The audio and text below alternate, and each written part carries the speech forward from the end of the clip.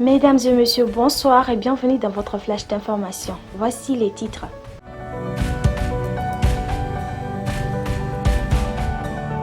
Au Mali, un commandant de renom appelle tous les Touaregs à se battre contre l'État islamique. Ensuite, conférence de presse, la DIRPA édifie la presse nationale sur la situation sécuritaire de notre pays. Après un communiqué de l'ambassade du Mali à Rabat, décès d'une dizaine de personnes sur la route de Kouloukoro en octobre 2022.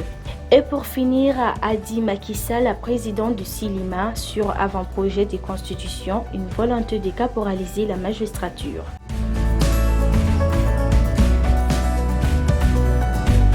Chers abonnés, merci d'avoir choisi Rota TV pour vous informer. Comme annoncé dans le titre, le général Touareg El Hadj Haggamou, figure majeure du conflit malien, engagé dans les combats contre l'organisation État islamique au Grand Sahara, EGS affilié à l'EI, donne 10 jours à tous les jeunes Touaregs d'Algérie, Libye et d'ailleurs pour rejoindre les environs de Gao, plus grande ville du nord du Mali en proie aux violences du groupe djihadiste, dans un message en langue tamashek authentifié par l'AFP. El Hadj Haggamou est l'un des leaders des groupes armés pro-gouvernement, le groupe d'autodéfense Touareg IMG Ahmad et Ali Gatia, tout en restant officiellement général de l'armée nationale. Les se multiplient depuis mars, les offensifs dans les immenses régions de Gao et Minanka. Ensuite, conformément à son credo de tenir la population informée sur les activités de sa vaillante armée, la direction de l'information et des relations publiques des armées DIRPA a organisé sa traditionnelle conférence de presse le lundi 7 novembre 2022 dans sa salle de conférence.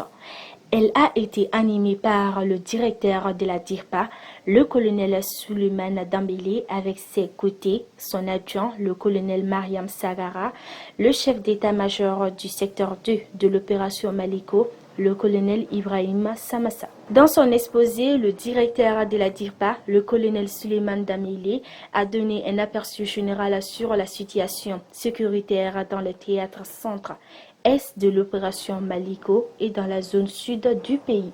Après un communiqué de l'ambassade du Mali à Rabat relatif aux propos malveillants diffusés sur les réseaux sociaux au sujet de la diffusion des bourses des étudiants maliens au Maroc. À présent, 12 morts et 440 blessés, c'est le bilan des accidents de circulation survenus dans la région de Kouloukoro au mois d'octobre 2022. C'est ce qu'indique le rapport mensuel de la Direction régionale de la protection civile. Au cours de ce mois, la région a enregistré plus de 300 interventions par la protection civile, au cours desquelles un cas de noyade a été signalé. Le nombre de morts du mois d'octobre est supérieur à celui du mois de septembre où 9 cas étaient enregistrés.